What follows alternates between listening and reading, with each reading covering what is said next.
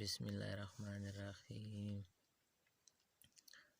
حضرت بن عباس رضی الله تعالی عنہ فرمایي چې نبی اکرم صلی الله علیه وسلم نه چا تپوس وکړی چې عملونو کې کوم یو عمل ډیر بهتر دی.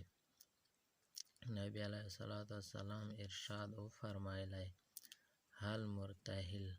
خلکو تپوس وکړو چې هل مرتحل څه څیز دی؟